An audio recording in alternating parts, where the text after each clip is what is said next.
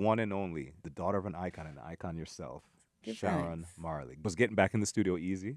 Because I mean, it's been some years since Melody Makers and all Yeah, them I mean, times. it wasn't hard. It was easier than I thought it would be, Yeah.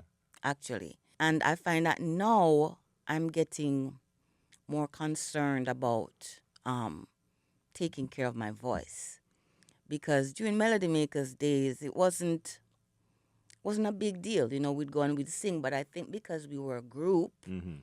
my voice wasn't standing out by Mm-hmm. itself, Mm-hmm. you know, because we had to blend as a group. It's all about blending. But now, being a solo artist, I've become so paranoid about taking care of my voice. Mm. You know, being out there on my own, it's much more intense. Mm-hmm. You know, but I do enjoy it because it's something I've been doing since I can remember.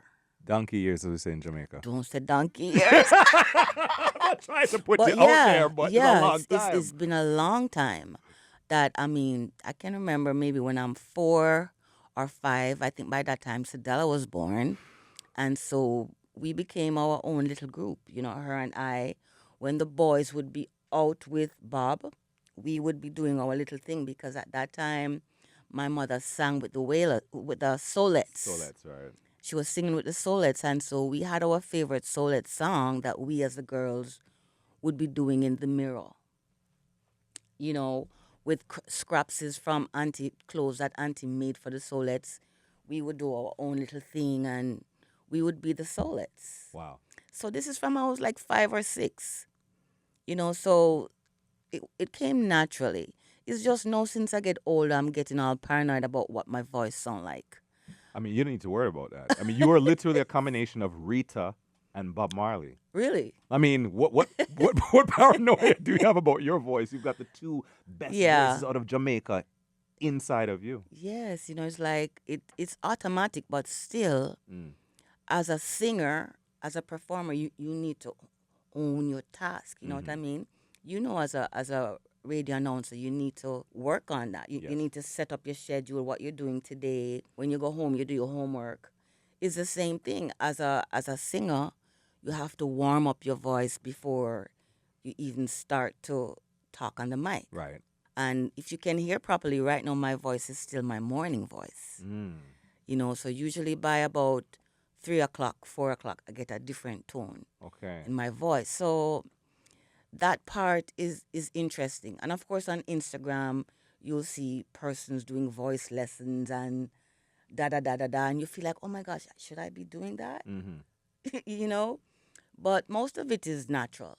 You know, but I do tend to be a little bit more paranoid about my voice. It's so No, interesting to hear you speak about these things. I mean, I love these interviews because it actually humanizes a person like yourself for a lot of us who look at you and we're like, a Marley, yeah, and we're just like, oh, what could she ever be worried about? And to hear that you're so focused on the quality yes, is just really humbling to hear. yes. And I think even my producer, he was surely taken aback with my ears. Mm-hmm. In other words, I'll hear something that he didn't hear, and I'd be like, "No, I have to sing that over." And Mm-hmm. he was like, "No, that was perfect." I'm like, "No, it, it Yeah. wasn't right. I need to sing it over."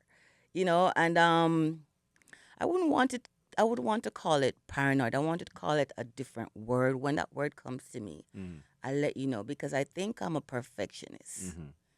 and sometimes that can be a little bit annoying.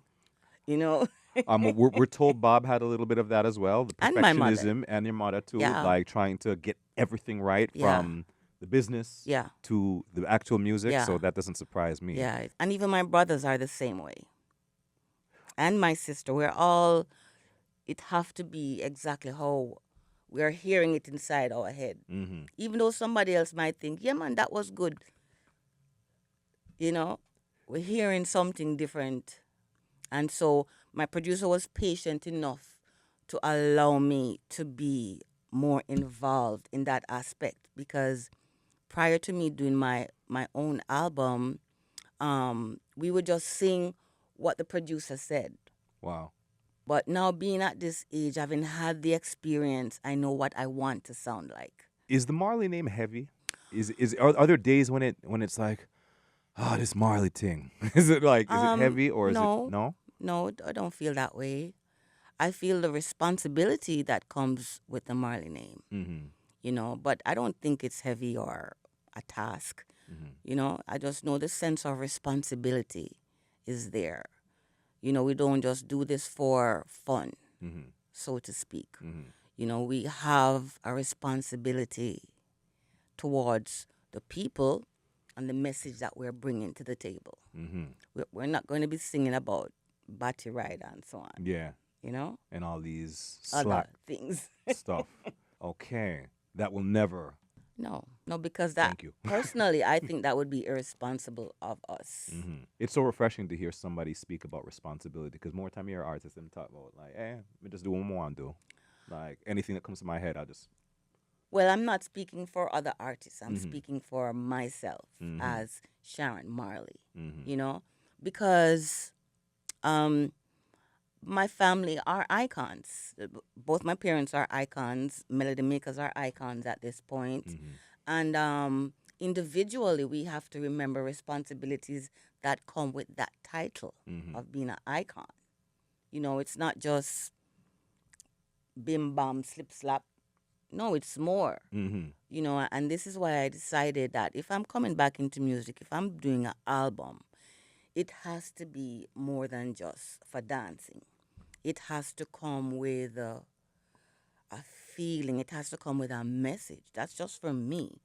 And it has to do something to whoever is hearing my music.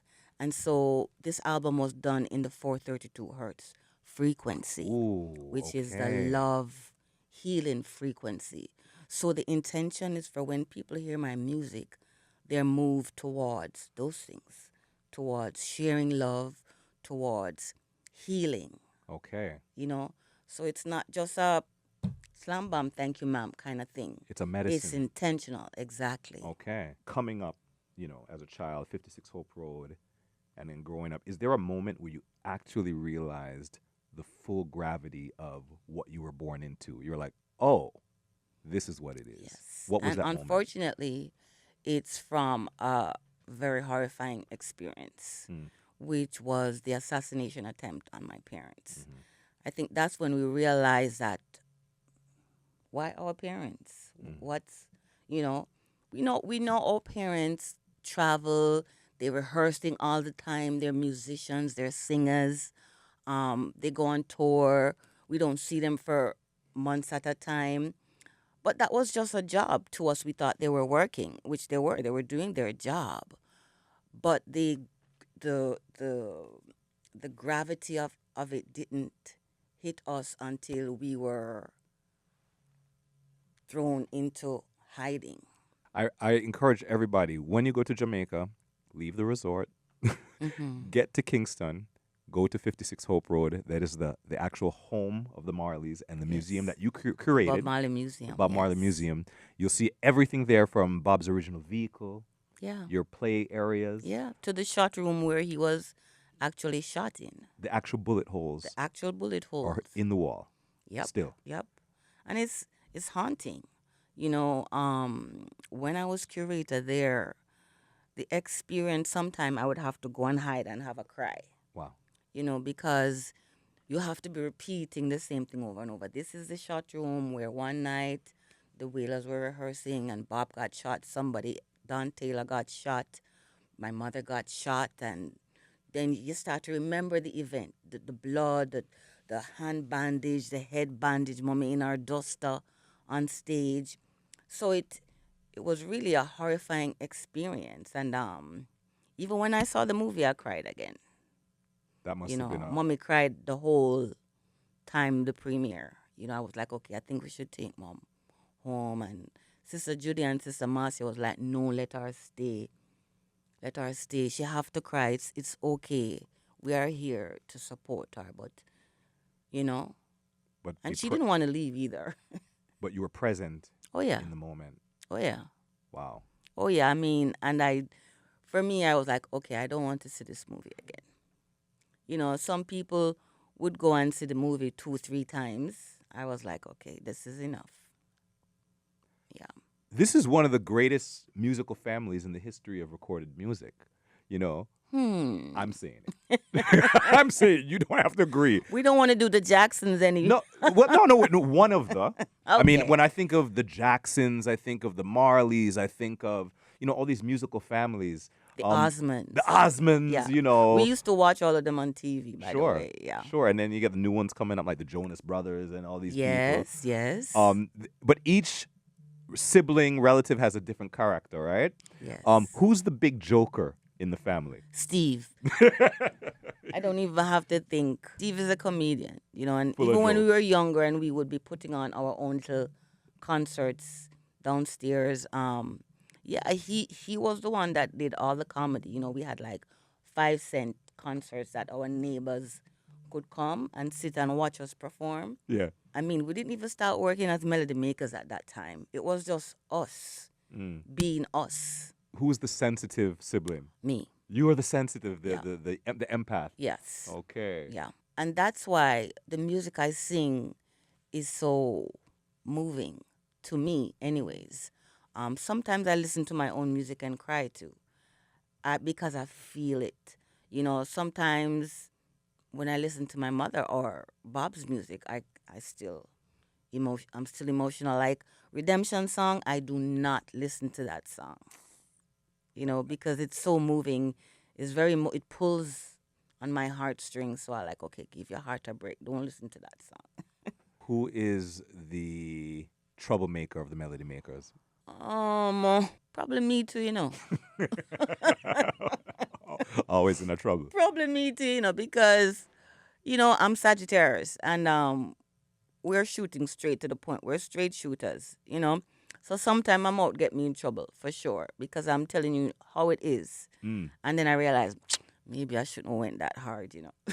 Afterward. Afterward, we're good children. We're not troublemakers at all. That's not how we grew up. We grew up as peace being the main focus of our life. Peace and love. We go to Naya Bingies, we chant Naya Bingi, we burn the fire for peace and love. Not to start any war, but if a war them want, we will give them war. Yeah, bring it out when time come. Right? But our main focus is really peace and love. And so my album is done at the 432 hertz frequency because I want to promote love throughout the world, not only in my little country, Jamaica, but world over. So much things going on just because we don't have love for each other. In Jamaica, we have a saying, we're little but we're talawa. Yeah, man. Which means we're little, but we're very mighty, very strong. That's right. I often think, I can't think of another country, and I mean, of course, I'm, biased, but I cannot think of another country that's so small with as much influence as Jamaica. And you know what? I think Trenchtown, the ghetto, is where most of those musicians came from. Yeah. The ghetto. And I think because the experiences are so varied that these musicians have a lot to talk and sing about.